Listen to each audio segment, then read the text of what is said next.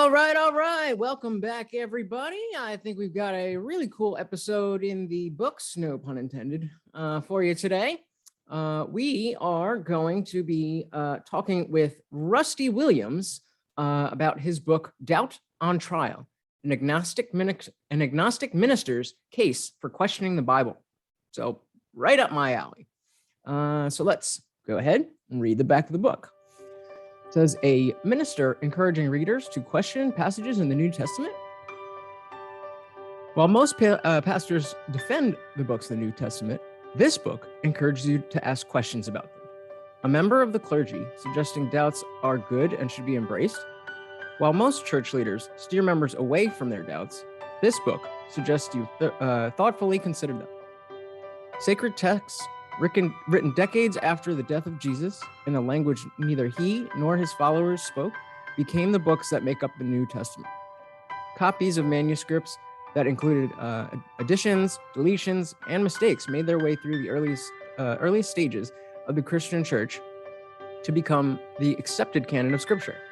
Since that time, Christian apologists have defended problematic passages that aren't openly discussed until now. Now, doubt has a voice. Doubt has a say. In a hypothetical trial where the church wants to sentence doubt to death, many of the mistakes, contradictions, historical conflicts. Let's start that one over. Church wants to sentence doubt to death. Many of the mistakes, contradictions, historical conflicts, and problematic passages are brought out and discussed, just as they are in seminaries and theological schools around the world. In addition to reading the New Testament from a devotional perspective, Rusty Williams shares numerous reasons why it's also important to read with a critical eye from a historical point of view. By doing so, Jesus's ministry and message are experienced in a whole new way. I don't know why this is happening. This pisses me off, but we're going to try to ignore it. All right. And the cover of the book here, we've got a nice dramatic doubt on trial. So again, I'm not really 100% sure what we're going to get into because Rusty is a pastor and he does believe in the fuck this. I don't know why this is happening. Hold on. I don't know. I think I need to what the hell? I don't know. We'll figure it out.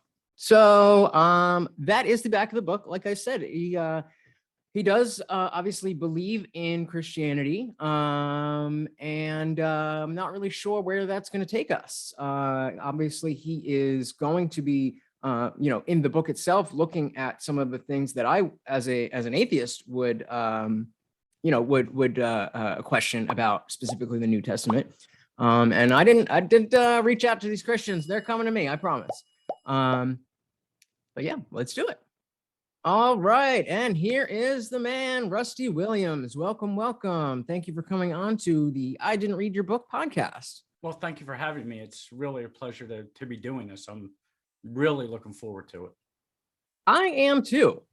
So as I guess jumping right in, when you reached out to me, I assume you didn't know that I was an atheist.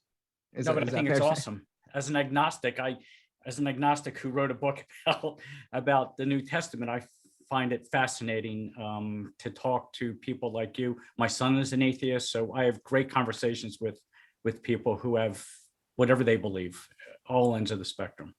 Right. So I'm really so before we actually get into the stuff in the book, I refer to myself as an agnostic atheist, Gnosticism being knowledge and theism being belief in a god or gods. So just for anybody who isn't familiar with the difference, unless you care to refute, being agnostic is not sitting on the fence halfway in between.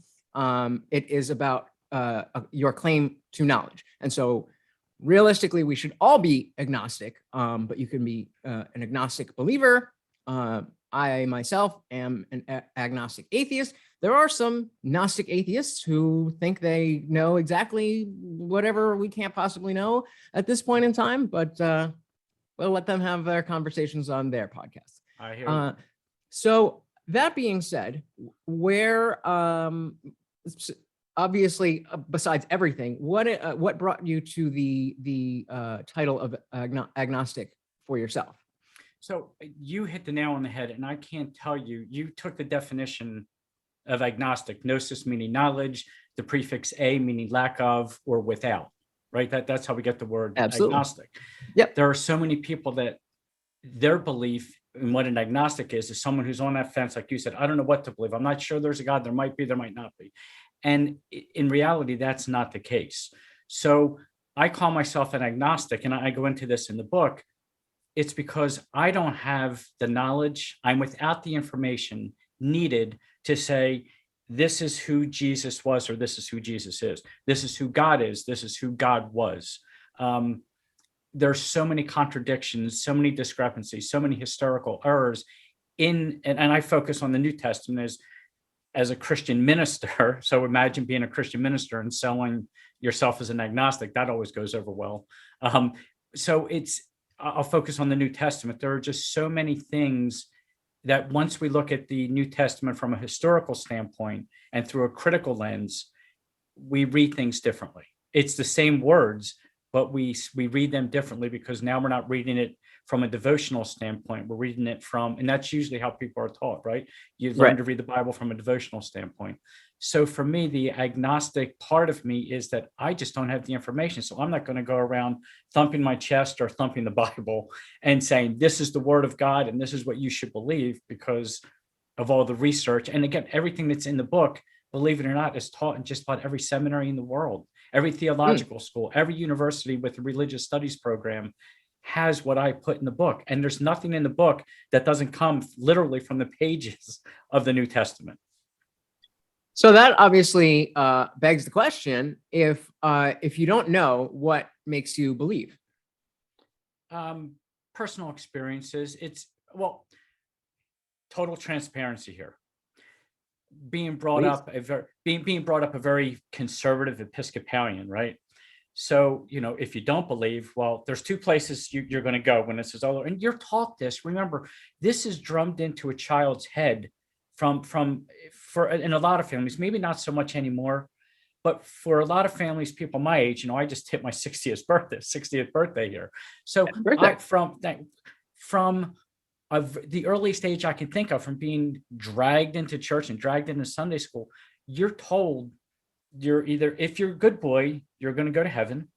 And if you're not good, you're going to hell. It's like God becomes the Santa Claus in the sky.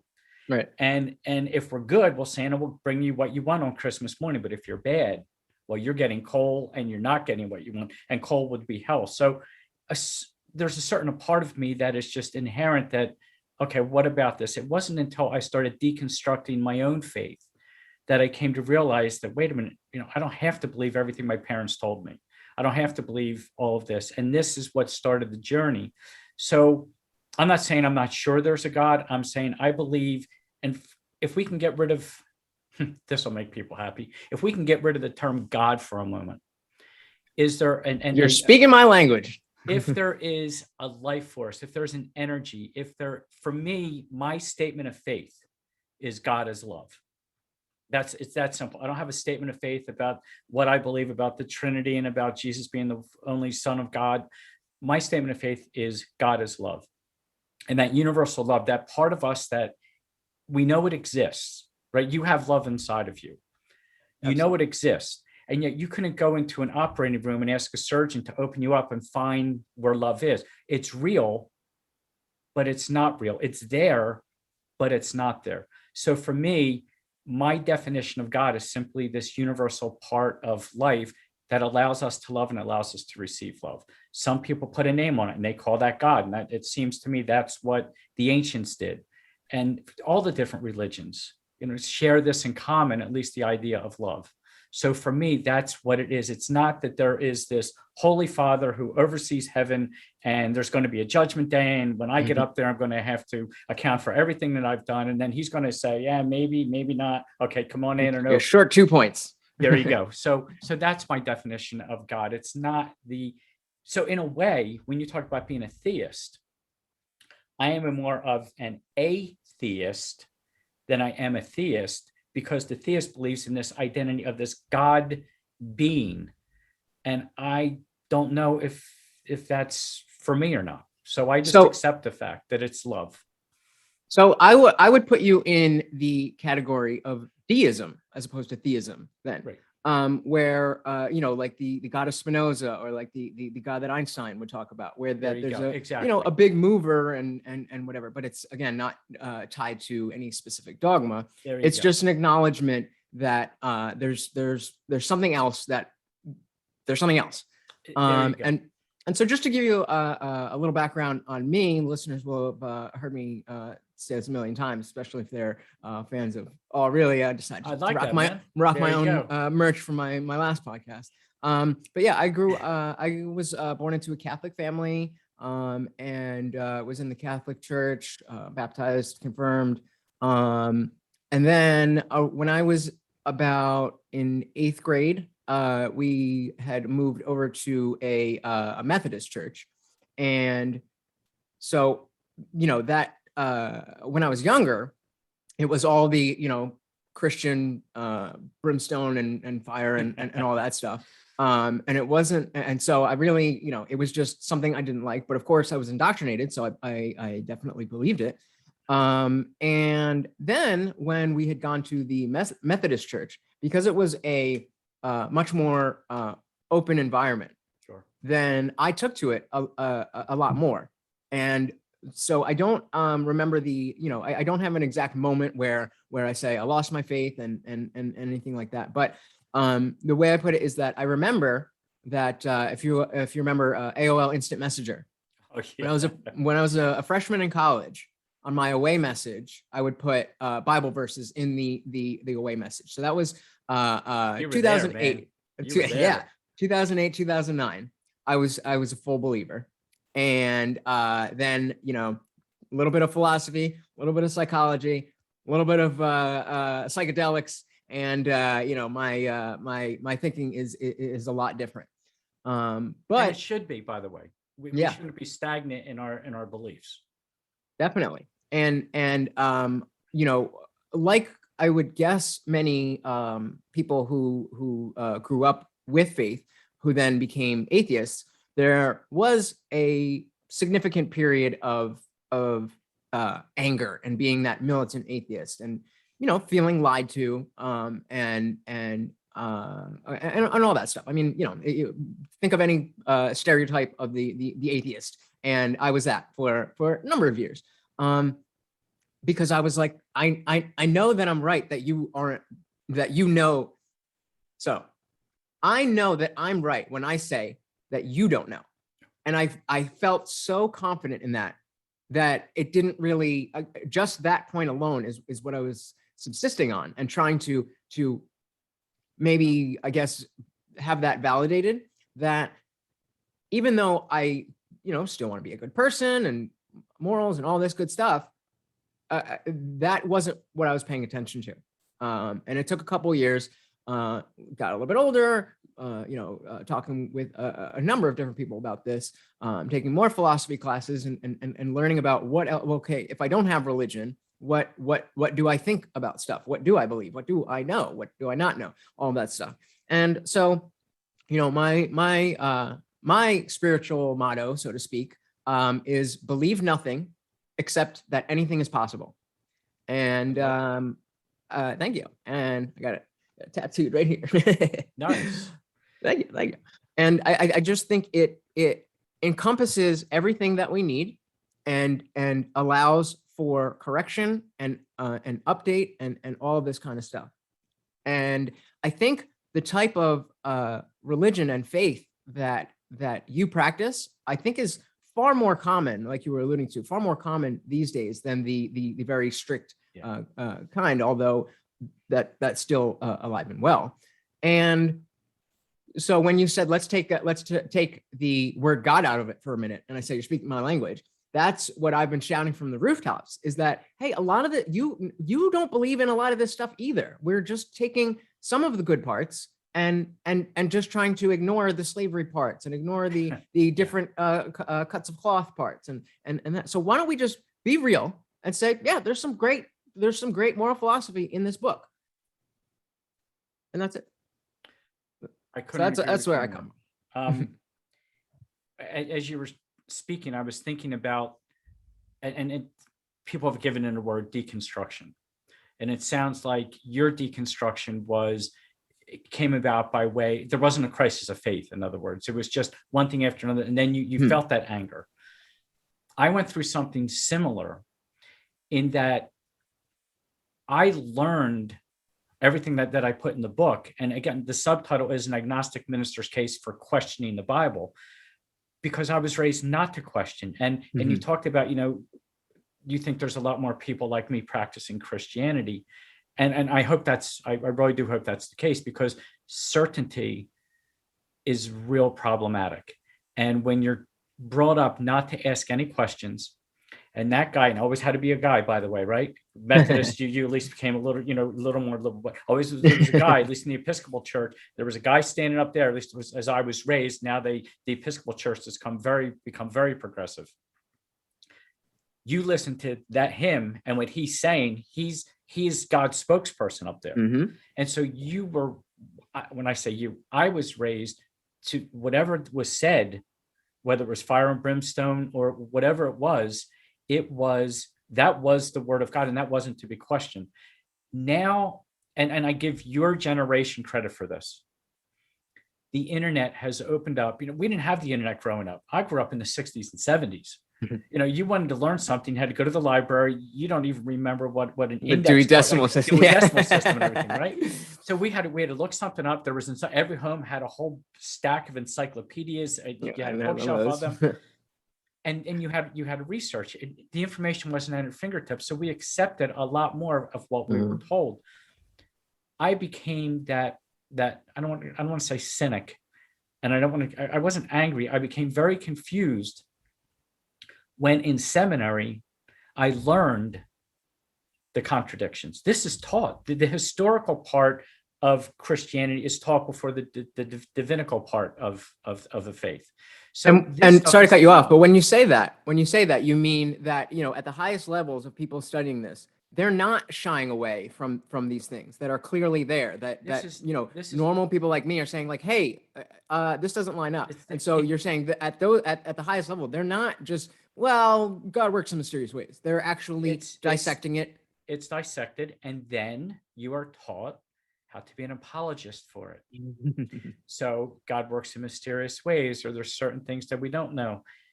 And there's even and it sounds hypocritical, but this is the word of God. These are for the more fundamental evangelical faiths. This is the word of God. It's the inerrant word of God. It's infallible in every way. But then you get to certain parts that don't make any sense, where God is responsible for killing millions of people. Well, that was, sometimes we don't take everything literally. Now we have to look at the bigger picture. Well, pick one. Is it the literal word of God, or is it an interpretation that was written? My belief falls on the side that these books were written over a period of about 1,100 years, the books that make up the Bible. The New Testament books, the first book, the letters of Paul, they weren't written until 20 years after, started being written by Paul, 20 years after Jesus' death.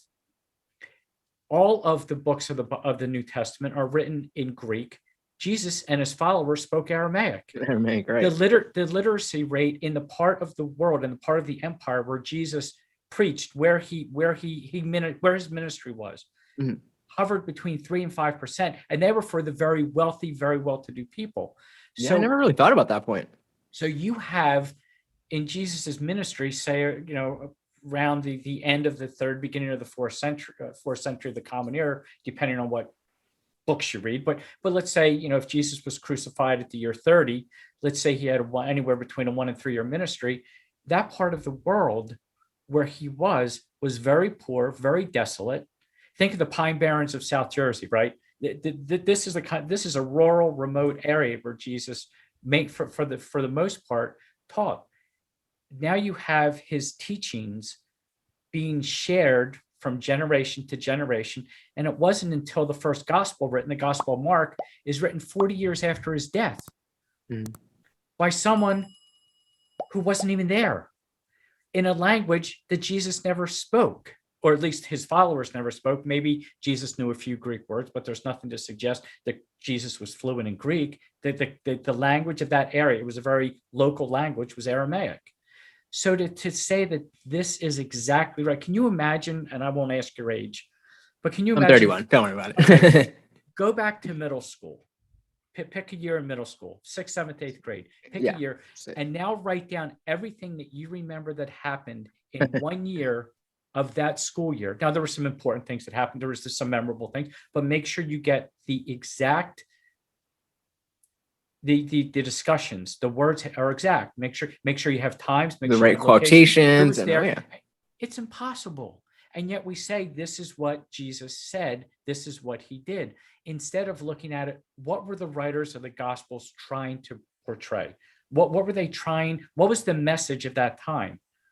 You know, the Midrashic teachings in the Jewish culture, it wasn't so much about the exact words and the exact, in other words, something didn't have to be factual to be true. And there was a lot of stories that were told because it was oral. Sorry again to cut you off. I think I know what you mean by that. That you know, factual, the difference between factual and truth in the Jewish faith. But do you mind dissecting that a little bit? Well, sure. Because myself and anybody else. Because this was a community that shared information through oral traditions. Remember, these people didn't send their kids off to school and then they came back and mommy and dad. By the time you were 12 or 13, if you were a boy, you were expected to start helping out in whatever your dad's business was, whether it was farming, whether it was building things, whatever it was. So there was not, I think we tend to get trapped into going back and just assume everything was just like it is now and the kids went off to school. No, information would be shared. History would be shared by sitting around either the table as they were talking or even in the synagogue. Stories would be shared. And the story was to impart a greater truth. Like if you wanted to learn, we'll take Noah and the flood. Well, it wasn't so much that there was this massive rainfall and flood and it rained for 40 days. And there's scientifically, it has been shown what kind of rainfall would be needed to flood the earth. But what was the bigger story in telling that story? What was the bigger truth in that? So that's how Jewish people, I wasn't raised Jewish. This is the other part of, this is the other leg of this table that's falling and so rickety when it comes to Christianity. Christianity, or at least the teachings of Jesus, left the synagogue for the most part by the end of the 1st century. In other words, initially this was a Jewish religion. Christianity was all about being Jewish. Jesus taught from the Jewish law. His followers were Jewish. That's what this was all about.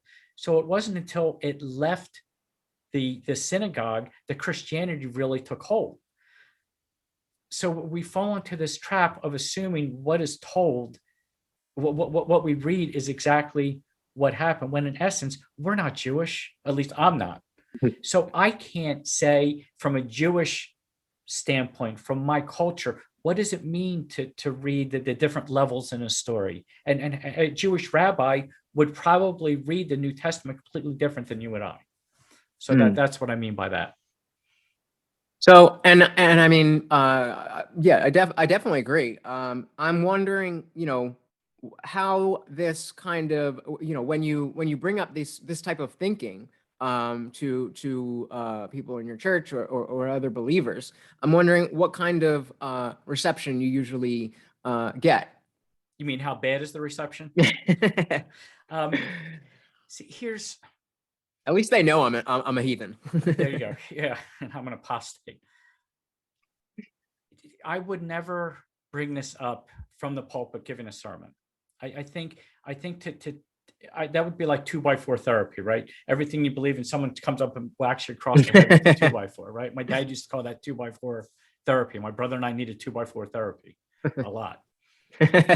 But there's a way to share this And my wife and I had little group meetings in our home. We would meet like once every couple of weeks, and we would call it just the Thursday gathering, I think, or Thursday nights and we would just discuss this in a small group. When I mention this, I'm very careful because, like you, I don't want to be that militant person who, because I wrote this book, I know more than everyone else. And damn it, this is what you have to live by. And because I put it in my book, it's true. So why are you still thinking the way you do? I tend to believe someone's beliefs, their faith beliefs, are very personal, very intimate, very sacred. So I'm not one to start a conversation about that. However, if someone comes and starts evangelizing, and I'm talking maybe someone even that I just met, and I'll say, well, I really don't want to talk about this. Maybe if they continue, well, then, I have no Here problem. we go. Here we go. Okay. I didn't. You asked for it. They drew first blood. But I try to be respectful, just as you are. And I really appreciate that, by the way. There's a YouTube channel I follow. It's The Friendly Atheist on YouTube. I think I've seen him around. I don't. And it reminds me a lot like you, in that it's not out to prove and to say you have to believe my way of believing, or you shouldn't believe what I don't believe, because you're believing what you believe is wrong and my not believing is right. That makes sense. Right. So I just try to have an open conversation and start small. When you teach someone a new, I don't know if you ever played any sports in high school or you ever did anything like that, but when you were learning a new skill, if you were learning baseball, you didn't stand up there in front of a major league pitcher and try to hit a 96 mile an hour sinker. Right. Right. You start with T-ball. Start with T-ball, right? And then they were lobbing the pitch, and then it was a soft throw. So I don't want to offend anyone. I certainly don't want anyone to think that the way they think is wrong. I think we learn more and we accept more when we come to that understanding on our own, instead of when someone tells us. There's a really neat social experiment that was done, psychological social, called the backfire effect. It kind of goes along the lines of confirmation bias, in that they hook people up to functional MRIs so they could see the parts of the brain that light up. When someone with a very strong belief was given information that was contrary to that belief, and was shown, like through research, that what they believed was wrong, and this is the actual belief, the part of the brain where learning takes place went silent. The amygdala, the whole limbic system lit up, the fight or flight kicked in. So, and their beliefs actually got stronger. Their misbeliefs actually got stronger than if given new information. So knowing that, I try not to push this to people. I'll just, in a conversation, hey, did you ever think about this? And I'll throw out, if there's 3 different versions of one story, all 3 people can't be correct. And so I might start out, would you agree with that premise? That if all 3 of us saw an accident and we all gave a color, the car that fled the scene of that accident, and you said red and I said green and someone else said white, all 3 of us can't be right about that car. One of us can be right, all 3 of us can be wrong, but all 3 of us can't be right. Right. So then that's kind of like my foot in the door, like that'll get the foot open, or get the door open. Yeah. Are you familiar with the term steel manning? Yes. Yeah. And so I think that maybe not exclusively, but that type of stuff where you're getting people's guard down, where you're showing that that even though you're engaging this and you guys are not on the same page, that it doesn't need to be a combative. Well, that's thing. Exactly right. And I don't, because then it just becomes a pissing contest of, I know more than you, you know more than me. And then instead of speaking from a place of knowledge, it becomes emotional, and then it all goes to crap from there. I'm allowed to say crap and piss, right? Oh yeah. Okay, good. Yeah, this is a heathen podcast. We can say whatever the fuck we want. So, there you go. I was going to drop the F-bomb, but so I agree with you. So I try to use that and then say, well, did you ever think about the contradictions that are in the Bible? Well, what do you mean? Well, we can go all the way back to the book of Genesis. Most people believe there's one creation story. There's 2 creation stories, chapter 1 and chapter 2. There's 2 different creations. I see the look on your face. There are 2 different creation stories. And in one of the creation stories, the first day, God separated light from dark, and he called light day and dark night. Well, it wasn't until the third day that he created the sun. Yeah, the sun. Yeah, that's So one of my how do favorites. you so how do you have night and day, but then you also have how Adam and Eve, when was Adam created? Was it before the animals and Adam was created last, or was Adam created first and then all the animals? Both chapter 1 and chapter 2 have two different stories. So I'll start off with that because most people will look at the Old Testament, well, especially if well, that's their book, that's not my book. Yeah. Okay. And so that, and then softly go into things. I'm not going to go right into was the resurrection real? If that answers your question, there's no sense in going there right away. That's like trying to hit that 95-mile-an-hour sinker when you're 6 years old, right? Yeah, yeah. So something you said about people not wanting to make people feel like what they think is wrong. To me, that is a. I mean, it's noble and it makes sense and it's sensitive to to the person you're talking to. But my issue is that beliefs inform actions. Beliefs inform actions. And so what you believe then turns into action that will then affect me and others around us in the physical world. And so if you believe that, God told you to go kick my dog, then I agree with you. I jump in right away. I'm not passive with that. But but my point is that even though that is clearly something that we would say, hey, well, that's that belief is going to cause a very immediate and obvious a bad thing. So whether or not or regardless of how you feel about it, that's wrong, and you can't do that. So but I don't necessarily see a functional difference between that and perpetuating the fundamentalist belief in dogma itself, whether it's Christianity or anything else. When we live in an age, like you said, we have the internet and we know a lot of things, and we don't know everything. We don't have to pretend to know everything, but a lot of people, especially that I've come across, will do the mental gymnastics and it's just like, why can't you just let me believe what I want? It's like, because, well, when you believe it and then your neighbor believes something completely different, but you're using the same word, and then all of you go into a building and you're all saying the same words, but you all believe something different. And then some crazy guy comes in and has his beliefs, but because he's using the same words as you, he's just like, yeah, I talk to God. That is not something that in this day and age we see. Hearing voices is not just a common, like, oh, I guess God was talking to you. That is something that we look at as like, even, I mean, correct me if I'm wrong, but Christians to other Christians, if you told, at least in some circles and to some extent, if you were saying that, God talks to me all the time. What? God told me to do this. So God put it in my heart. And even believing in all of the dogma, you still would have some sort of reaction to that. And the underlying point being, if we don't believe in the man in the sky, we don't believe that there was one boat that all that the penguins and the gazelles and the lions were all on together and they were all fed but didn't die. Why do we need to, or rather, why can't we accept the fact that this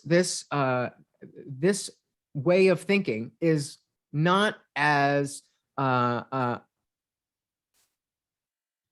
my opinion, not as effective as cutting out the religious language and talking about the actual moral principles?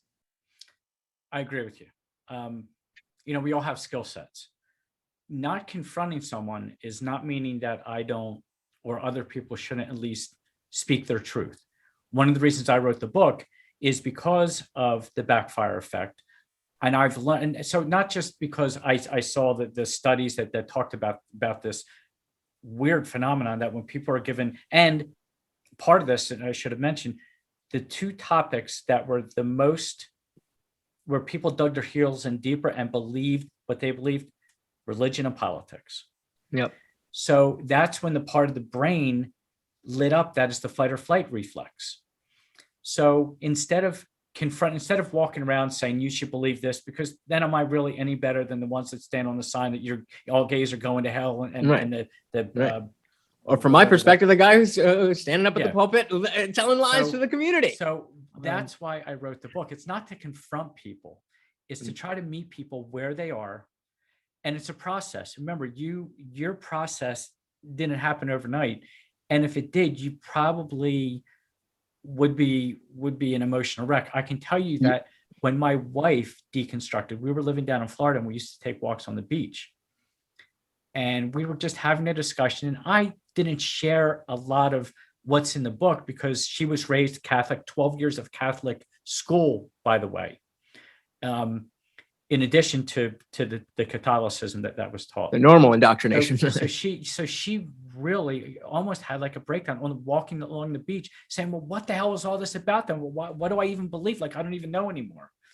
Because for her, mine was kind of like I learned it in a educational setting, in that kind of setting, and I was able to kind of think about it. She went through it differently, and when she went through and she asked questions, and there was discussions.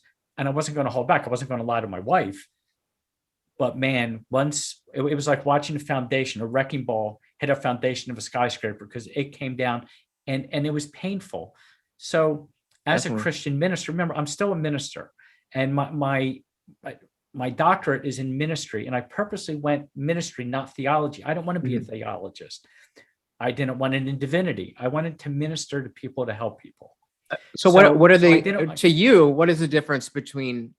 I mean, there's the actual differences in study, but to you, what did it mean to go down the ministry route versus? So ministry is more the hands-on. I'm not a scholar. I'm not some brainiac. Like, I barely got out of high school. It was a long and twisted road just to get. I wasn't ordained until 2000, and so I'm trying to do the math, 13 years ago. So I experienced life first, and I wanted to do something hands-on. I didn't want to be someone who's writing paper after paper or book after book, doing research about the theological side of this, or looking at it from the divinity side, and then trying to have all the answers. It almost being like a philosophy major. As much as I find philosophy interesting, I don't think I would want to be a philosopher. So the ministry is hands-on. My wife and I started a ministry where I'm also a clinical hypnotist. And up until the pandemic, we had an office a couple towns away from us, and we didn't charge. We offered hypnosis, and my wife's a Reiki master, to people who were hurting. And I felt that was, if you want to call it a calling, that it was to help people. Like I was a cop. I've been retired now since 2010. Before that, I was a paramedic. So it's always been, trying to get people that are hurting and whatever relief I can give them. So to go back to your original point, to do that 2x4 therapy to someone, it's not, first of all, I know it doesn't work. Right. I know that a fundamentalist, an evangelical, a Pentecostal is not going to read my book. And if they do, well, I've already gotten semi-death threats when I did a Facebook ad for my book when it first came out from certain people. They weren't death threats, but it was, you would be better off dead. Wait until it was those kind of things. The godly type messages. Exactly. So I know that's not going to work. I would rather meet people where they are, and then try to have them. I was a bomb dog handler when I was a cop. I worked at really? Dog. And I'm a private dog trainer. There you go. So we got a lot in common, man. So Boomer, my kid's name Boomer. He was a black lab. Boomer the bomb dog. Go figure, right? But to get a dog, so we didn't use any negative. There was really nothing negative, because you didn't want to shut a dog down. Let the dog come to realize it on his own or her own, and it'll sink in better, and then it becomes more enjoyable for them. And as much as I hate comparing people to dogs, I think we could learn a lot from our canine populations. And if you're a dog trainer, Boomer was the best partner I ever had, and I loved him better than So I'm preaching. Yeah, right? It took the words right out of my mouth. I've got my little Morty back there. I saw that. Mine are in the other room trying to stay quiet right now. But my point is, when the dog learns the behavior, the desired behavior themselves, it becomes more important. It becomes intrinsic. Instead of the Right. reward, my dog, the reward was to play tug of war with a towel roll when he sat, and everyone was like, "Oh, look, your dog sat," and they thought it was great. I'm like, my dog just sat. That's literally all he did. But the intrinsic part of him wanting to make me happy, because that's what he wanted to do, was, and I learned this just by watching him, was that gave him more of a thrill than playing tug of war with the towel for a couple minutes and then me trying to get it out of his mouth and literally lifting him up to try to, out, and no matter what, he wasn't letting go of it. So I think with people, meet them where they are. And as a minister, and I'm also the chaplain for our local police department. Okay. And so I think being this agnostic type of a minister helps, because the people I'm going to be called to help aren't always going to be in a place. Well, first of all, a police department chaplain usually isn't called to the scene when things are going great, right? They're usually called when things are bad. And so to meet people again where they are, and to be open to all beliefs without thinking that my belief is the ultimate one. And then if they want to come along for the journey, I'll help guide them. Hey, here's a couple books, try this. So that's my approach. Just like your dog, whatever type of training you do, I'm sure you believe there are training philosophies for dogs that are great. Yours would be the first one. But then there are other philosophies. And I have a service dog. I have a tumor in my spinal cord. Oh, sorry to hear it. So that's why I had to retire. So I have a mobility assistance dog. The training, watching the way he was trained down in Florida and being a part of that was completely different than watching the way a police canine dog is trained. And neither one's wrong, but I'm not going to think because this is the way my training works, damn it, everyone else is going to learn, everyone else, and every dog trainer is going to be the same as the way I work. So that's if that I'm trying to, I know it's a long twisted way to get around. Yeah, I mean, you've said so many great things, and that's kind of why I don't. And I agree with you, because our actions come from our thoughts come from our beliefs, and it's led to some really shitty stuff that has been done in the name of God. And so I could not agree with you more on that. It's just my skill set isn't confronting people like that. Mine is more, hey, and this also becomes, as a detective, I got more confessions, not by slamming a book down and saying, what did you do? Where were you? I'm tired of this. It was, we sat and talked for a while until I got them to want to tell me why they did what they did. And so it's just how that works for me. So yeah, I mean, you just gave me a gold mine. That was wonderful. I took a couple notes here. I definitely got to give a shout out to my dad, because he has been telling me basically all the stuff that you're saying about this context, about all this stuff. He'll always say a man convinced against his will is of the same opinion still. I like that. That one's from Dr. Lutch there. Thanks, Dad. I like that. And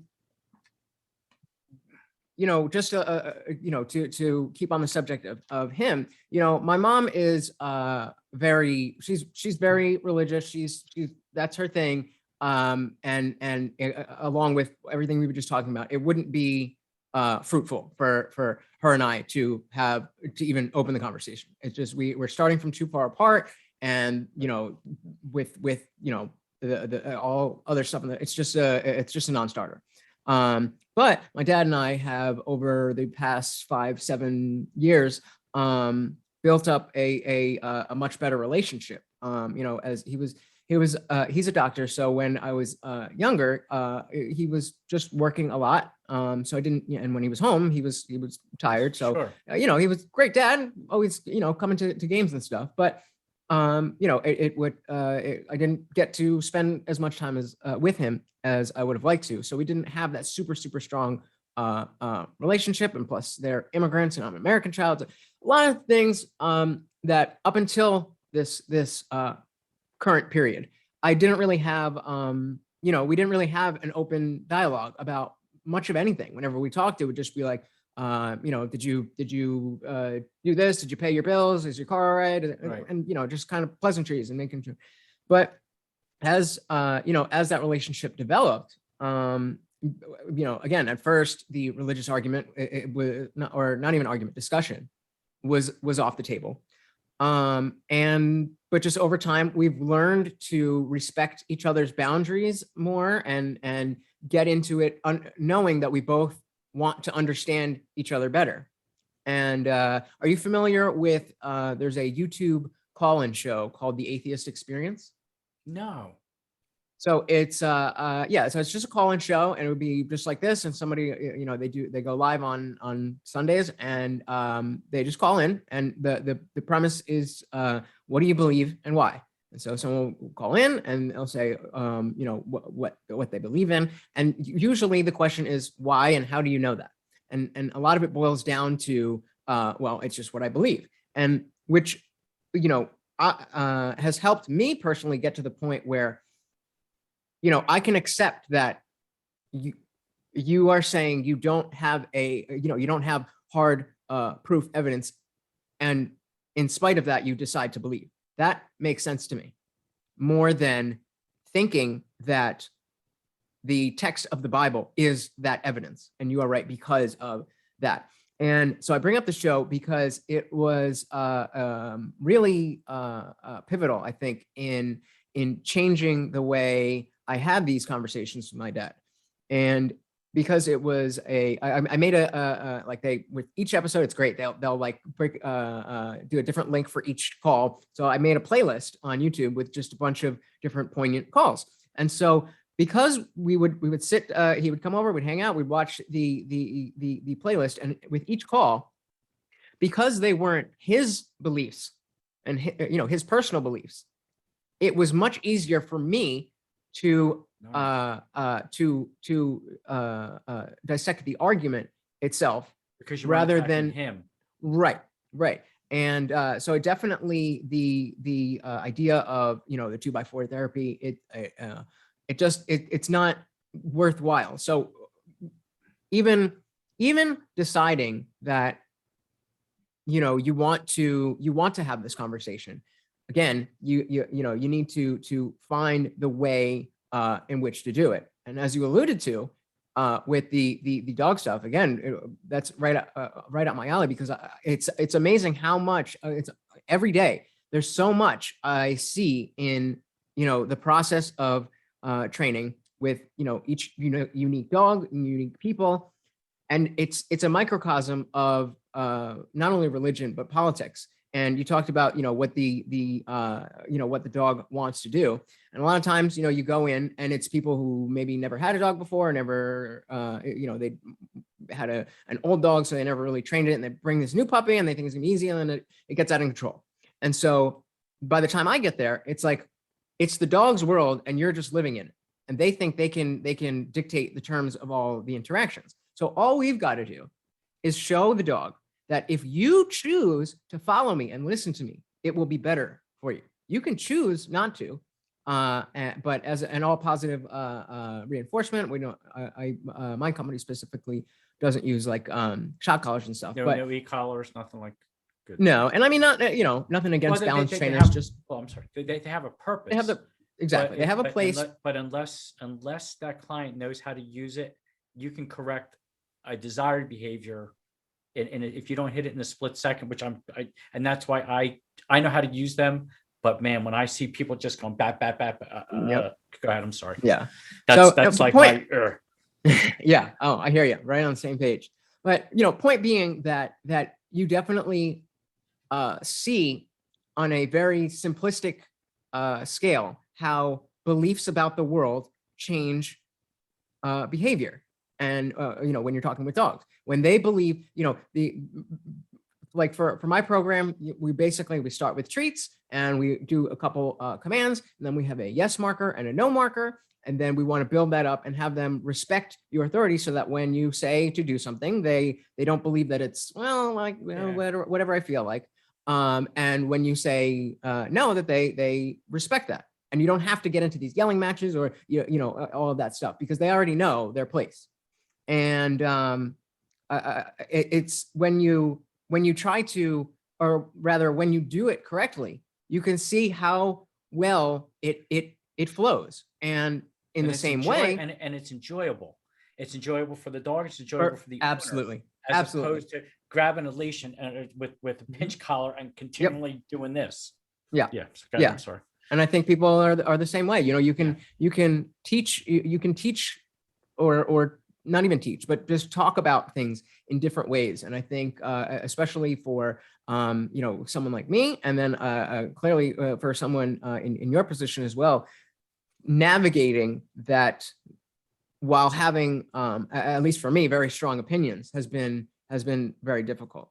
And I think maybe the small piece where you and I would disagree is, again, going back to how people feel about their own beliefs and at what cost do we let people just believe whatever they want to believe? Yeah, I can't disagree with that, because there's been too much in history. There's too much evidence there to show what people think. When I'm talking to people about this, I'm not talking about the fundamentalist who believes a woman should obey her husband, right? That's still in wedding vows to this day, by the way.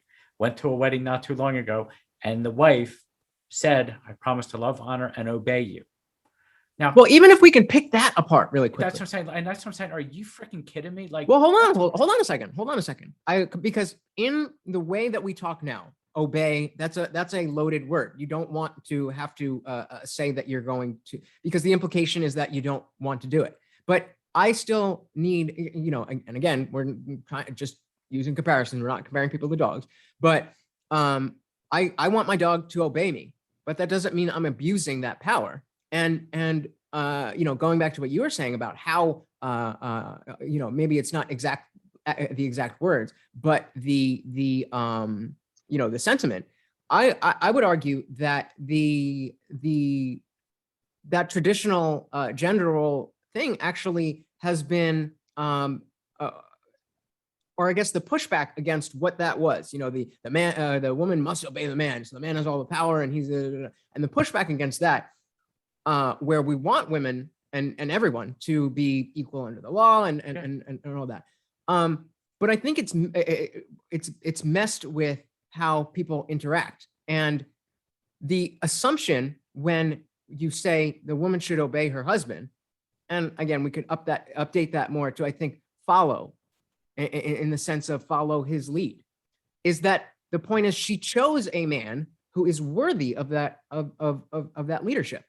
And that's why, so even in that specific case, I don't know that the concepts, I mean, definitely some of them, but even, if we can agree or disagree on the concepts, it's about the language that we use. And again, that brings me back to why, if you don't believe in, every word of the Bible, then you shouldn't be calling yourself a Christian. You shouldn't be doing that. Have a gathering, your Thursday night gathering, and just talk about the things that you already talk about, and leave out the stuff that we know doesn't make sense. Well, and so that's a double-edged sword. And here's why. I don't know if you're aware of what's called the Revised Common Lectionary. The Catholic Church would use it. It's a 3-year cycle of what verses, what books, what the readings are going to be. Well, it goes in a 3-year cycle. So if I was wondering how they figured that out. so if you stayed in church long enough, you would hear the same reading from the Gospel of Mark 3 years after you heard it the last time, because it's the cycle, and it goes by the cycle of the church, not necessarily the year.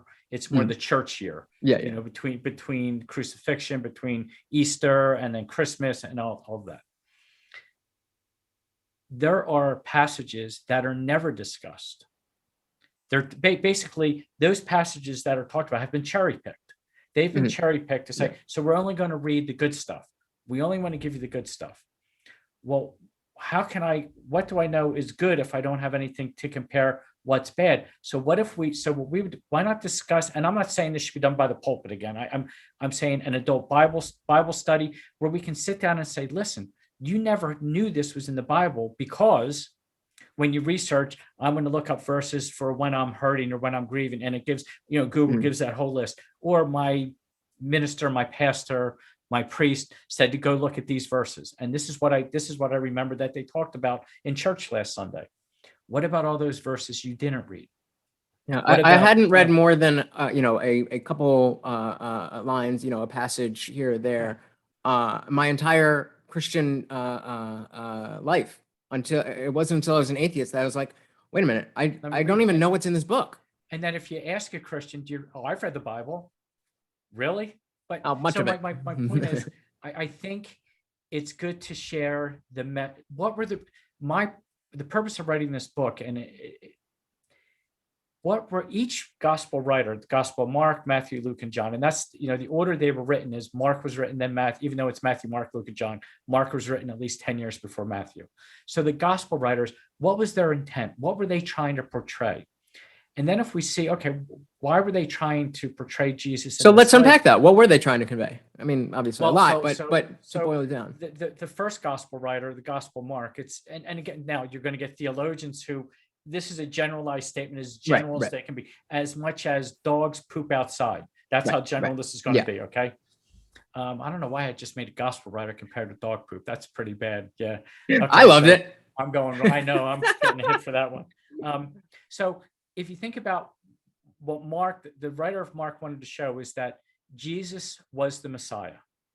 Jesus was the suffering Messiah, because the Messiah in Jewish thinking would have been someone who came in, and the Messiah was going to be someone who led the Jews. But Jesus died. So Jesus had to be the suffering Messiah. So Mark's gospel is about Jesus being the Messiah, how he became the suffering Messiah. Then comes along Matthew about 10 years later, probably around. But wait, so even just taking Mark. So if that's the overall message, that if Jesus was this figure, and I mean, I'm not as familiar with the Gospels anymore, but they're more so they're telling Jesus' story for the purpose of us recognizing what he did for us. Is that more or less? That, but they all had their slant. Right. And the slant of Mark was to show that Jesus was the Messiah. And so immediately, the stuff we talked about, different languages, 20 years after he died, my question is, how do you know that he is the Messiah? Don't. And there's no reason. So, and now here's the problem. To a Jew, the Messiah is someone like King David, King Solomon. That's the Messiah. That's the leader. That's who they wanted to lead. You're talking about a guy who supposedly rode it to Jerusalem on a donkey the last week of his life.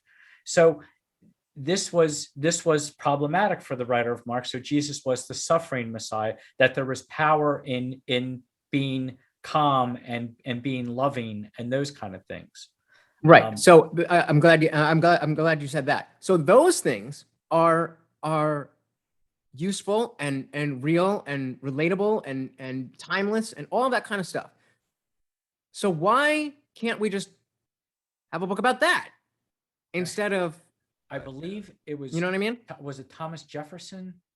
I think Jefferson made his own Bible, and it was basically that's what it was. It was pulling these parts. Now here's something, and I don't know how much time we have, so I don't want to go through what each gospel writer had, but when you said, how do we know he was the Messiah? First of all, I call myself a follower of Jesus. The definition of the word Christian is a follower of Jesus Christ. It's not someone who agrees with the teachings of Jesus Christ. It's not someone who worships Jesus Christ. The definition is someone who follows the teachings of Jesus Christ. So for me, I follow the teachings of love, the teachings of forgiveness, the teachings of acceptance, of hospitality. Jesus was big on hospitality, right? Jesus liked to party. It's all over there, right? Yep. So for me, it's more about, and there's a phenomenal book out called Saving Jesus from the Church, How to Stop Worshiping Christ and Start Following Jesus. We've screwed up because we've turned this very simplistic, this is my opinion, this is Rusty Williams 101. We turned this very simplistic faith belief about the teachings of Jesus into this mega consumerism type of product that we now call Christianity. And I think if we were to, what we talk about today in church, the first followers of Jesus, let's say this was a month after his death or the first couple months to a year after his death, they would be like, what are you talking about, a Trinity? Three gods in one? What are you, where did you get this? What? So for me, it's about following the teaching. I consider myself, here's my tagline. I'm a hopeful agnostic, continuing the struggle to follow the teachings of Jesus. That's who I am. If you were to ask me about, well, okay, enough of this BS, you're this, you're that. Who are you really? Mm. I'm hopeful. I'm an agnostic. I'm a hopeful agnostic. The struggle of following the teachings of Jesus, because Jesus' teachings, in a lot of ways, weren't that easy to follow. Forgive someone that many times, not 7 times, 7 times, 70 times. Are you freaking kidding me? You met my ex-wife? Come on, are you crazy?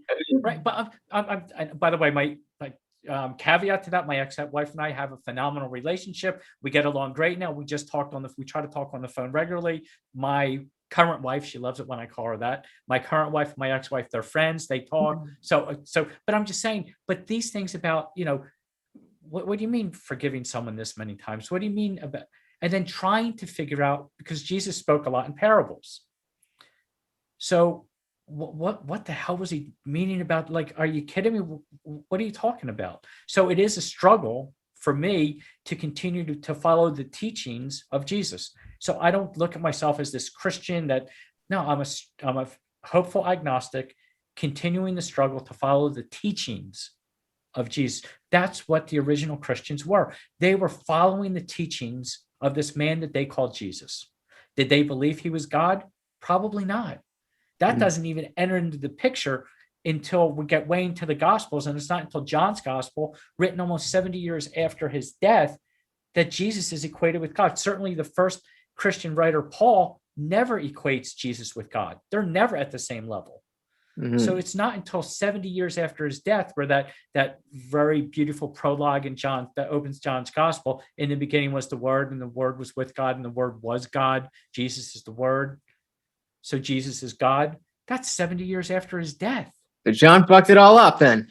So he did something. So my point is, that's how I consider that's who I think I am. And so if we continue to follow the teaching, that the book, that what I tried to do is expose, I hate the word expose, but to discuss what's talked about in seminar, in theological schools, so that people, and I wasn't shooting obviously for the evangelical Pentecost, but if they read it and they're like, wow, I never thought about this. But I can tell you now how many people have come to me and said, your book has opened my eyes, because I never understood and I never made any sense on how I could this when I read it here. Because you read Mark or you read Matthew, you open the New Testament, you read Matthew, you finish Matthew, you turn to Mark. A lot of the stuff in Mark sounds like just like it was in Matthew. So of course it makes sense. You go to Luke, most of the stuff that was in Matthew and Mark, good portions in Luke. You get to John, John's way out there. Is not this is not, but you know what? It's still about Jesus. So you accept it as all being what it is. And yet, if you take the time and literally look at it historically and with a critical eye, and this is textual criticism is what it's called, it comes at you in a whole different way. And so that's where I'm at right now. And my faith journey has been different. This is my third book. I wrote a book in 2009 that if I thought about the stuff I've wrote in this book now, I'd probably be like, are you out of your mind? So when you had said, the things you believe now aren't necessarily what you believe. Well, you're older. You've experienced more in life. You have different beliefs. You have different things that happen to you that would shape your beliefs and your ideals. So that all makes sense. I hope that makes sense. Yeah, definitely. I guess an analogy that I'm thinking of, that you can tell me if it's accurate or not. And like, for example, I'm a big fan of, I'm not sure if you're aware of Tim Pool. He's a YouTube news pundit, news commentary guy. And I'm pretty into politics, so I have a lot of different sources, but he's kind of my main guy. And not that he's infallible, not that I agree with everything that he says, but that's has a big influence on how I view the world and view current events and things like that. And that's pretty much as far as it goes. And even though it is a significant part of, my, or rather the political beliefs and opinions that will come from this type of content make up a decent amount of who I am. But that being said, it doesn't mean that I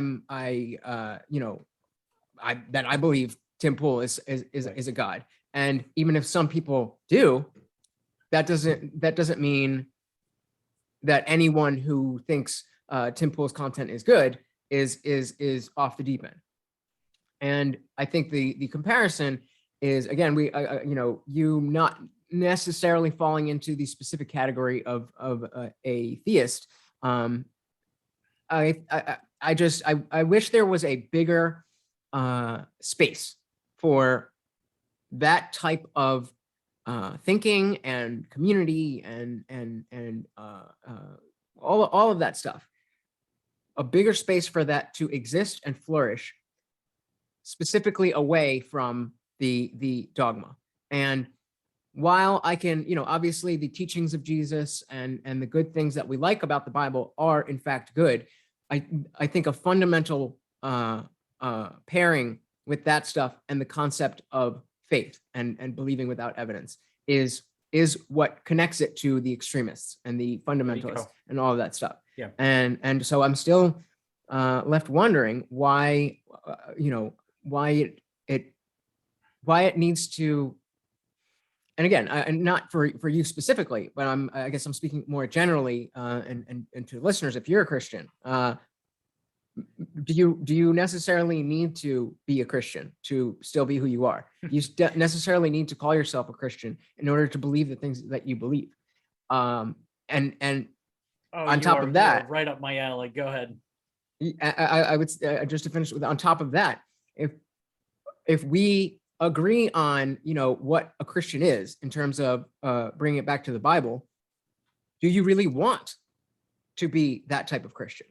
And so I think when these questions come up, and it's like, well, yeah, but I mean, it's it's Christian, it's a Christian, it's God, it's all that stuff, God's love. It's, well, no, God, that's not what that means. God is a very specific and loaded word. And while many of us, myself included, see that would agree with that sentiment, and whether or not we agree, we have the exact same picture in our minds. But God is love. There's something bigger than us that connects us all. That there's a lot of us theists, atheists alike believe in that without evidence. But no, that's where that ends, and the morality is separate from that. When it gets tied together, then you have, God of gaps and which is just, for normal people, just, being what they call or what they consider a good Christian is fine. They're just acting like normal people. But like I said, it only takes that one crazy person or that one sect of crazy people to take what you're saying, like, oh, this is the word of God. This is the infallible word of the creator of the universe. It just doesn't leave enough room, in my opinion, for honest and genuine. What's the word? I guess use your word of dissection of these things.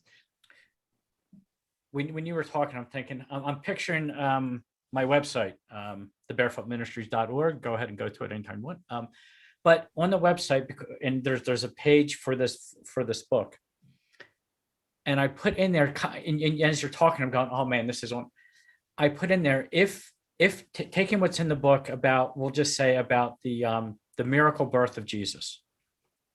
It's only mentioned in 2 of the 4 Gospels, and in those 2 Gospels, it contradicts itself all over the place. Why they had to get to Bethlehem, how they got to Bethlehem, what took them there historically, and then there's contradictions from the historical standpoint. There's contradictions in where they were, where Jesus was.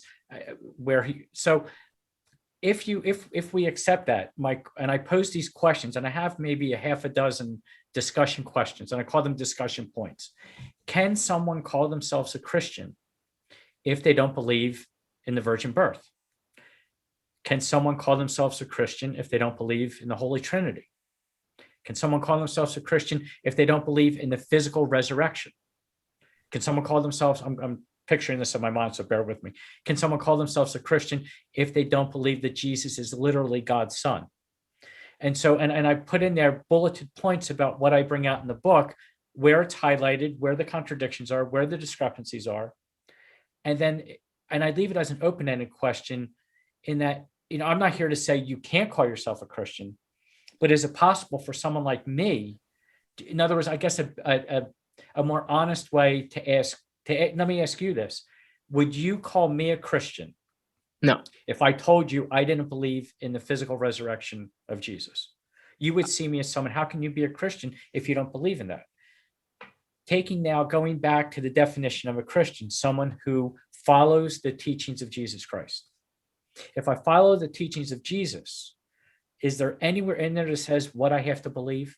Do I have to believe in the Trinity? Do I have to believe in? Well, so for me, that's right. That's how I can kind of wiggle out. And I know that sounds like a chicken shit way of doing it, but to say, listen, I can still believe in the teachings of this guy. And I'm not worried about going to hell because I don't consider myself a Christian who believes everything. And if you want to throw one more wrench into the work, into the works, just for your listeners and for you, maybe you have you ever heard of the Jesus Seminar?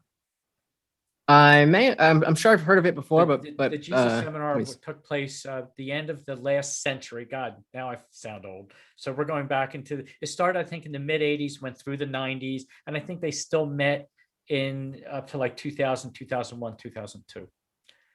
It was a group of over 150 scholars. I'm talking and from every denomination, every walk of life, every belief, and they looked at every single verse in the Gospels. They looked at everything Jesus said, everything is attributed to doing, everything in there, they looked at it and they voted. And they voted because they couldn't say he absolutely could have never done this or he absolutely did do it. We're too far away and we didn't have, CNN wasn't around back then to capture everything Jesus was doing, right? So they had most likely did it, most likely didn't do it or say it, could have said it or probably said it or probably didn't. They were the four criterias. When they were done meeting, and it took decades that they, over 15 years that they met, they came away with what they believe. And these were people from all over the world, every Christian denomination and belief. So it wasn't all just Christians, theologians, biblical scholars. We're talking everyone and regular people. They came away with the conclusion that 18% of what is attributed to Jesus saying or doing in the Gospels, he actually said or was likely to have said or done. 18, we're talking less than 20%. Now, if you hop on a plane and the pilot comes on and tells you, we have about an 18% chance of landing at the airport that we're going to, sit back, enjoy your flight, right? But I'm out of there. So that's why I think it's important for people to understand it's not, when I was a cop, it was the letter of the law and the spirit of the law. The letter of the law was this. Well, if I stop someone and they had a nickel or a dime bag of weed, letter of the law says, no, hey, you know what? Why don't you dump it over here and let it get out of here? Man, I wish you were the cop that I got arrested that night. I needed that cop when I was a kid too, believe me. So there's the spirit of the law and there's the spirit of what is the message? What are the teachings? What is the bigger picture here that's trying to be portrayed? What can we learn from it? What can we learn from what was written? And what are there examples that we can live our lives so that we're more loving, so that we're more hospitable, we're more forgiving, we show more mercy and more grace to our neighbor? Man, I'm all for that. So that's the way I view it, if that makes sense. It makes perfect sense, except for one thing. Go ahead. Because you bring it all back to the teachings of Jesus, right? And the implication is that they are solely Jesus's teachings. And I think that is where the disconnect is for me, because are you familiar with Sam Harris? He was Sam Harris. May he rest in peace. So I think you might be thinking of Hitchens, Christopher Hitchens. Hitchens, that's right. Yeah, Harris. Yeah. So Sam Harris came a little later. He's still alive, but same kind of group though. But so he wrote a book called The Moral Landscape, it's basically just about how do we approach morality from a secular perspective. Exactly. And, he's a neurologist, and the long and short of it is just that, we can't, the big problem with philosophy is that you can't derive an ought from an is. And so you can learn all the facts about the universe, but that doesn't tell you what you should do or what you ought to do. And so that's where many people believe that religion comes in, and that's where you get the should. But the contention with the moral landscape is that, yes, that may be true. However, if we can all agree to the basic standard that sentient beings prefer well-being over suffering, then there isn't really a meaningful definition of morality that doesn't fit there. And so we can understand that the neurological pain impulses if somebody punches you, and even from a completely selfish perspective, ow, that hurt. I don't want that to happen again. I don't want to live in a world where people punch other people, so I'm not going to punch anybody. My point is, why do we need, in the same way I was asking, why do we need Mark if his big message is something that we still can't nail down? Why do we need Jesus if we can get these things in other ways? And tying it back to Jesus comes with all the baggage that we've been talking about. I want to call it a need. This, in the same way we can learn lessons from Aesop's fables. Mm-hmm. In the same way we can learn, I love Buddhist teachings, Hindu. So yes, so it's not that we need these to be good people. It's not that we need these in society. I mean, if you take a look, the moral majority that came about in the 80s and which became the Christian right, and now it's the fundamentalist. They believe without the church, we're going to be morally bankrupt. Mm-hmm. Without and specifically, not just without God. Now, let's get specific. Without Jesus, we're not talking about the God of Abraham, which we have three mm-hmm. religions that come off of. No, those two, forget it. We're talking Christianity, right? We're going to be. Right. They believe without Christianity, the U.S. is doomed because we're going to fall into moral bankruptcy. I look at this as just another piece of a larger puzzle. For me, I enjoy the writings of an atheist just as much as I would enjoy the writings and the philosophy that comes along with that. Your philosophy is, I'm learning from you, and I got 30 years on you in experience on this life. So I think of myself as, my wife calls me a sponge because I'm always trying to learn, but I gain as much insight. So if I can take a little bit here, it's kind of like going to a buffet. Mm-hmm. This isn't a sit-down course where you're forced to eat what they put in front of you. The fixed menu. Try this. Take it back to your plate. No, I didn't care for it. All right, then don't go back and get it. But I really like the roast beef carving station. Fill that plate up. So for me, and I might be allergic to shellfish, so I'm going to stay the hell away from the shrimp, right?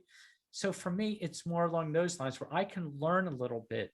It's not that I need the Bible. I don't need the New Testament. I don't need the Gospels. I don't need any of the teachings of Paul to make me who I am, to know that, well, I know that you shouldn't do this. I know you shouldn't treat someone like this. And I think too many people fall back on it, and they live in a box. And religion offers a lot of comfort in that box, mm-hmm. because all I have to do is believe what's inside of this box. And as long as I fill the box with just this, well, now it's not confusing, because I just got to open my Bible, and it says here in 1 Timothy, this is what you should do. So because it says it, that's how I'm going to do this. And that's what religion, my opinion, again, opinions, my dad said opinions are like assholes. Everyone has Everybody's got one. Stink, right? Inside that box, and it gave it to me back in the day. I was comfortable being there.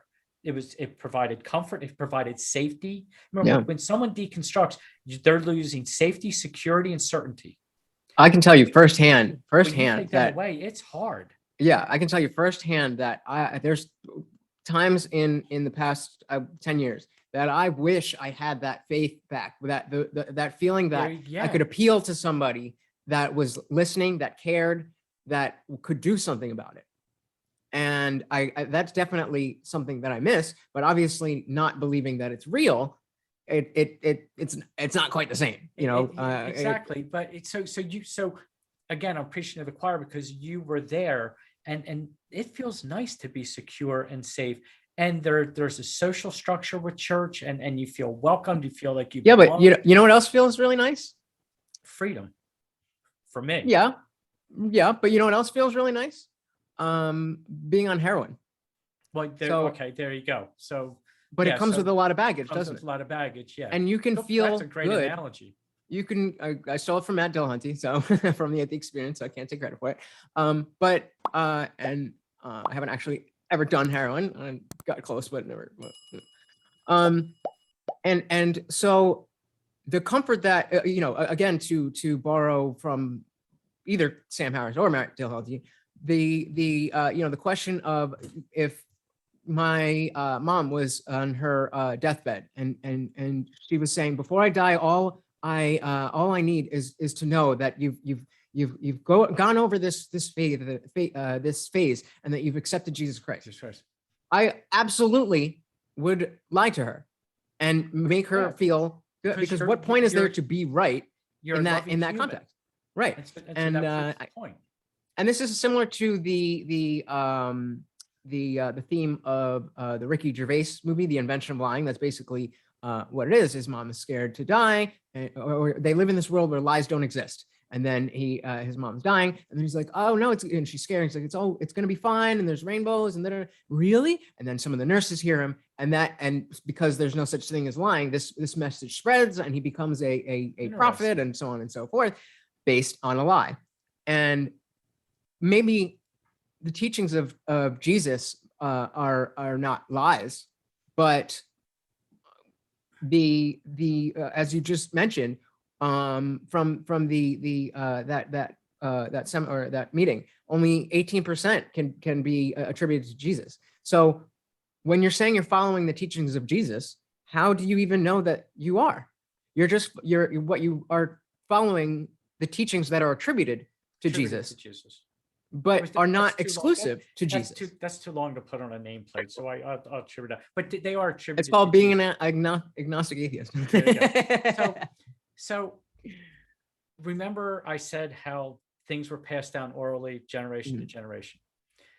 You and I have this experience today talking through the miracle of technology. You're in one part of the state, I'm in another part of the state, and we can talk live. And who would have thought about this, at least when I was in school? This is like the Jetsons cartoons. You're going to talk about this later in the day. When we're all done, my wife's going to say what happened. Maybe later tonight, someone's going to say what happened.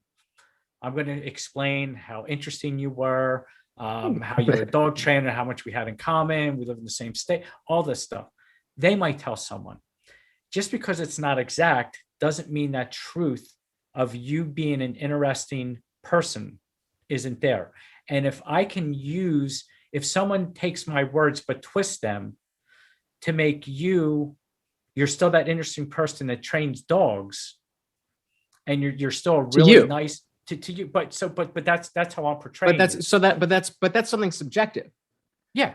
So we're talking about. This is all subjective. Well, I'm not disputing that. I'm not disputing that. So my point is that, you know, nuts. when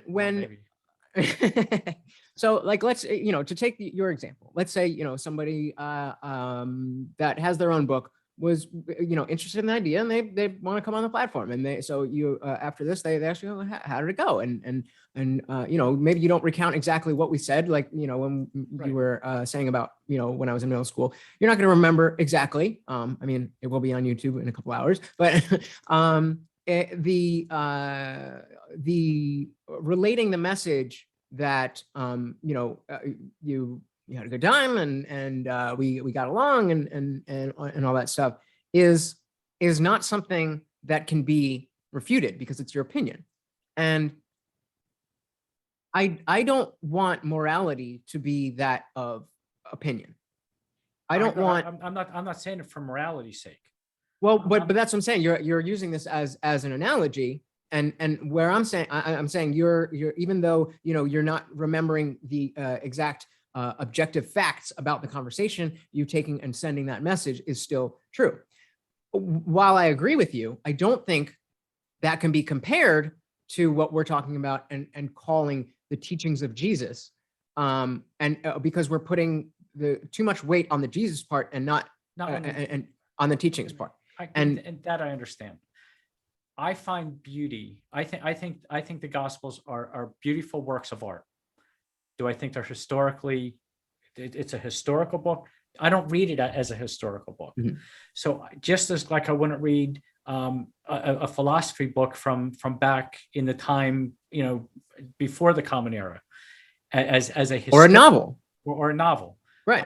I read it for what I get out of it and where I find enjoyment, and in that it allows me to say, wow, it allows me some introspect to think about me, and if at the end of the day I can think about, have I made the world a little better or a little worse for me, and not based on to please God, but right. did I do it for me? Did I help someone out? Because damn it, that's where, if I think if we all lived like that, we wouldn't be in the mess we're in right now. Yeah. So for definitely. me, I see the Gospels as more literary works that are trying to portray, give a message, just like I said, Aesop's fables. There's a story in there. It's a fable, right? What's the lesson to be learned? Right. It doesn't mean that there was really a talking tortoise and a talking hare. I can go past that and not say, well, this can't make any sense, because after all, turtles can't talk and rabbits can't talk. But I can look at the storyline and say, what was the writer trying to convey? And can I use that in some meaningful way? Or do I just find it enjoyable to read?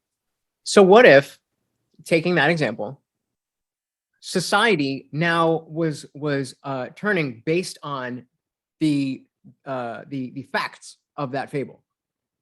Even though the fable still has a good message, it would be extremely important for us, just as developing technology and the advancement of humanity. It would be important for us to know the truths about the world, and so we can still take that fable as a work of fiction and put it on the list of other fiction or nonfiction things that at that buffet.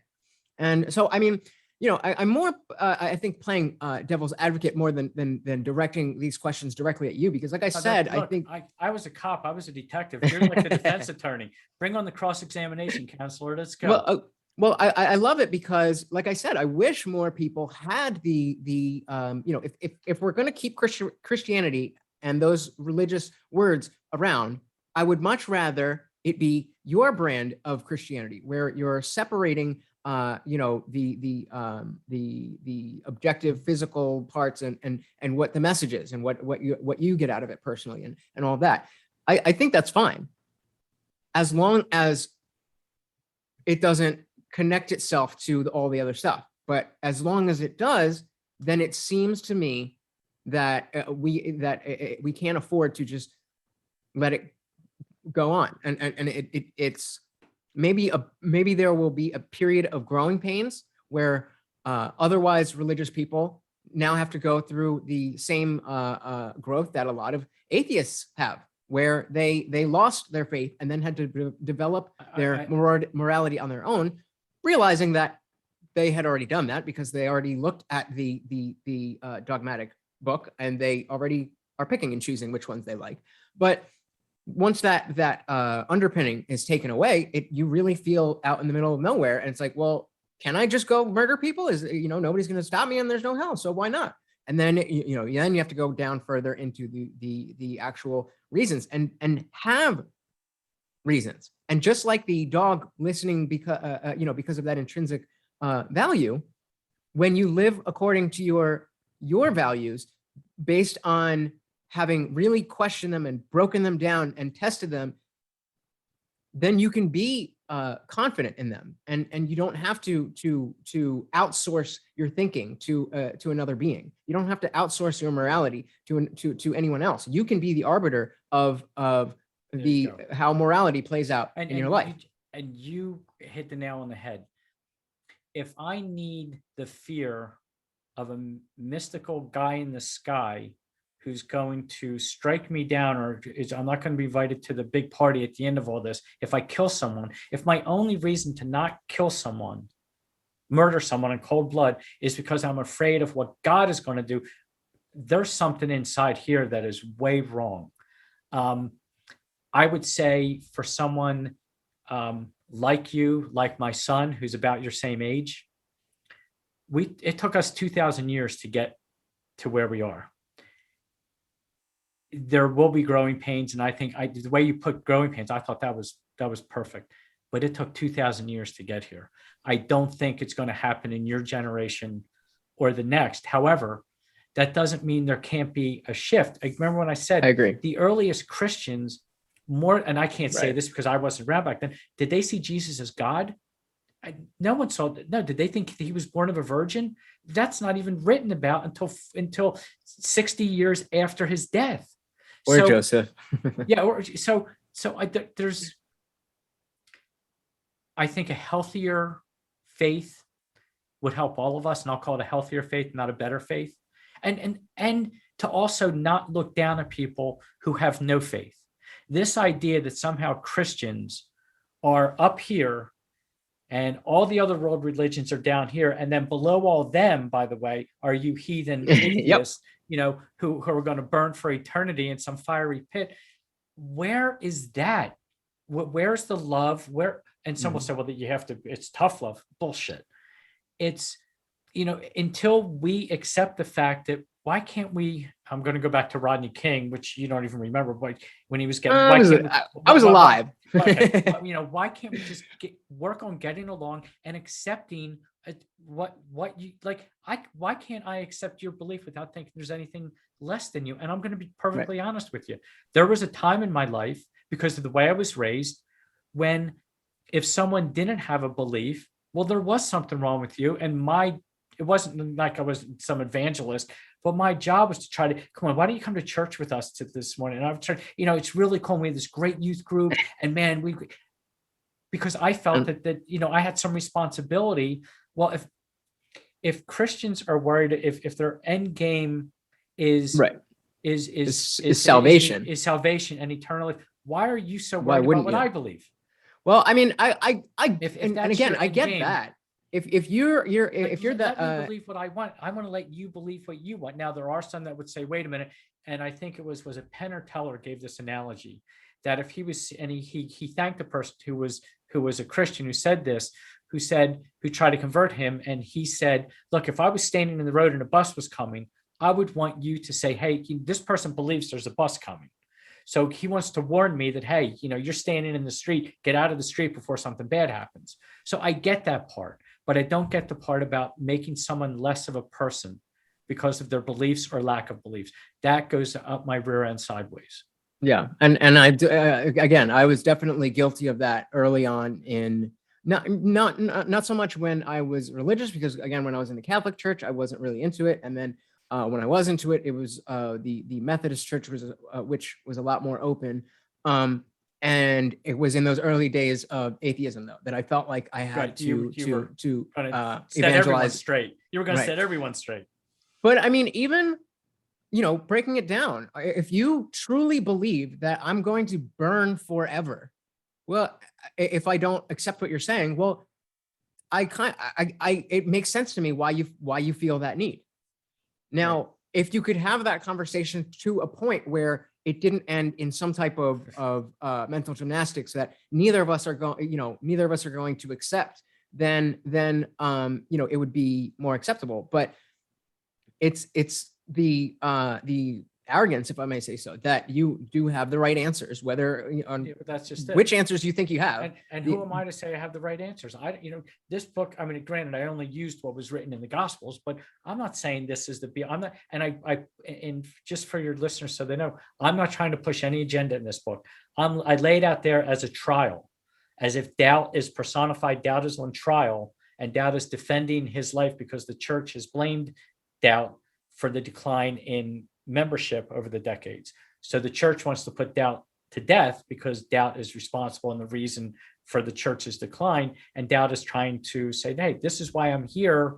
And I'm going to use the New Testament as to show you why doubt is necessary in life. So I accept doubt. I honor doubt.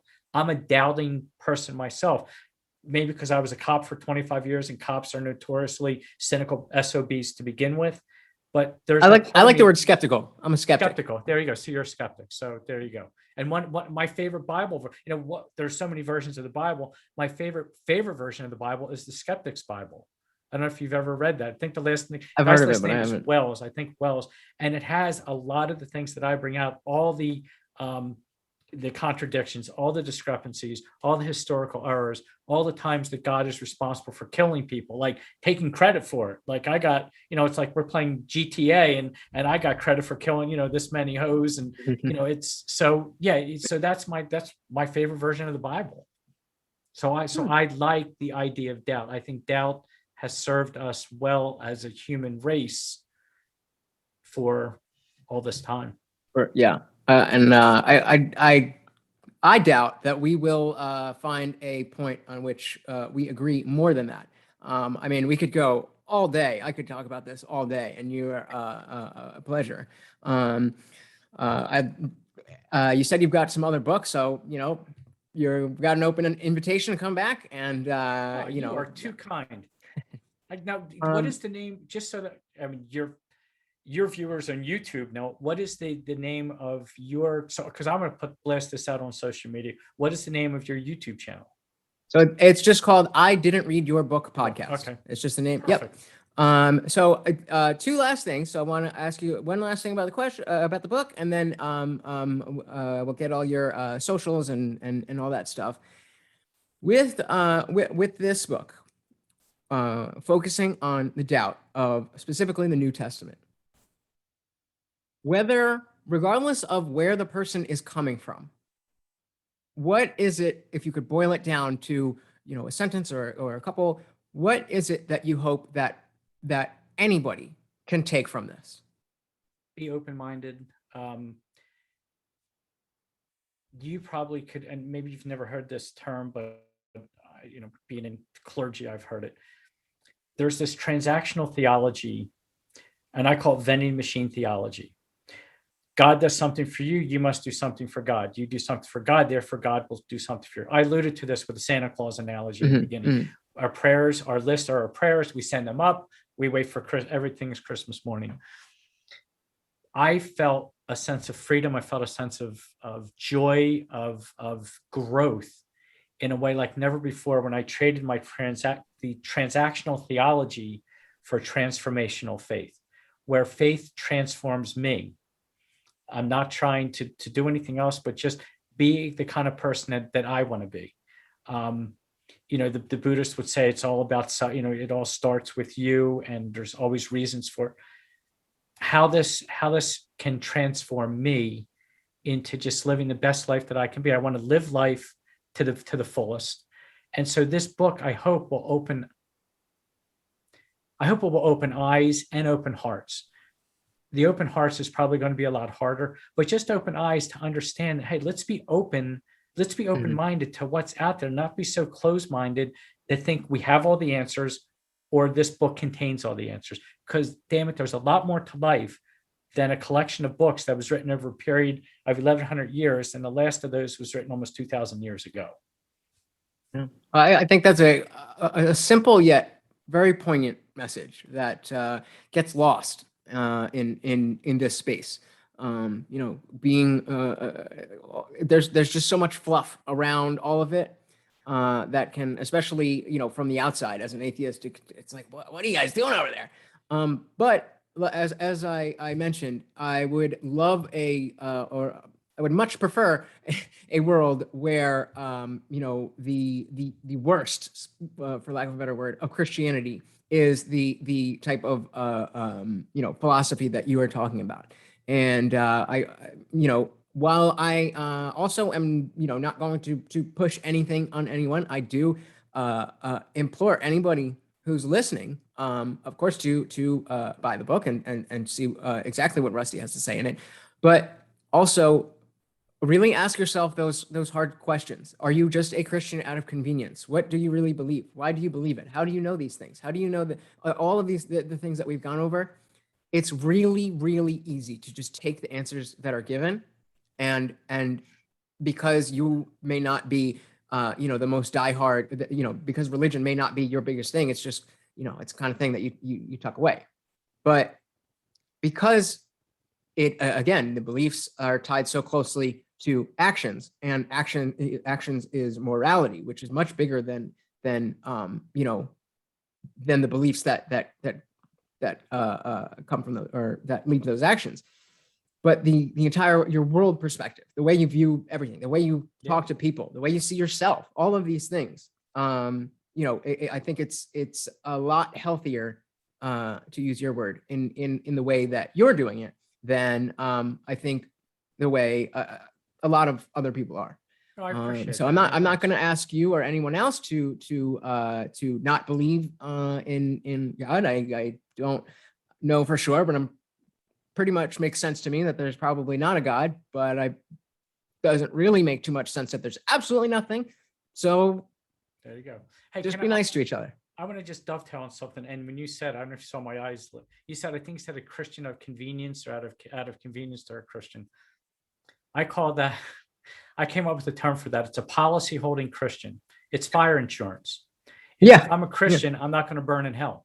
Well, so, it's Pascal's wager. It's that's exactly it. So it's, as long as I have this, I'm not going to burn in hell. So I have an insurance policy, and what a shame that there are.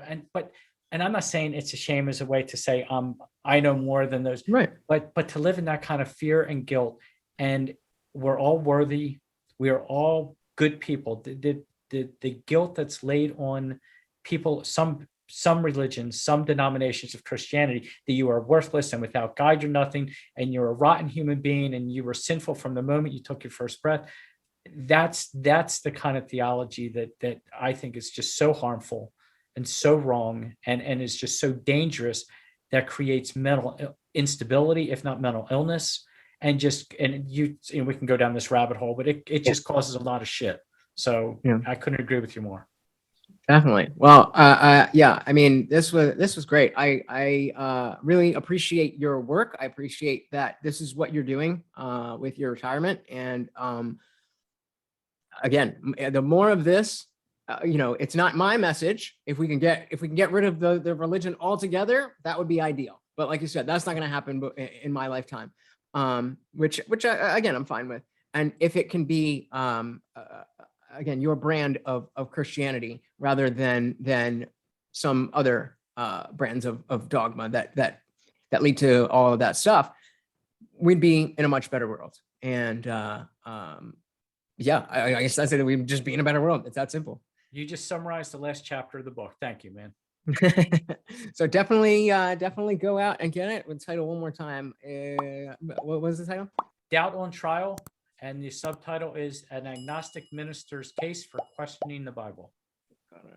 Title here. I'm still working on I'll get a picture of it and all that stuff. But I appreciate that, man. So if there's, what are the names of your other books? Where can people find you? Please, floor is yours. The best place to start, Amazon, right? Click that add to cart button. No, I'm just, there's, and I made this affordable for a reason, and there will be a sale probably towards the end of this month. So if your listeners, your viewers want to wait, the Kindle version will probably be like $2.99. So Amazon, it's all available on Amazon.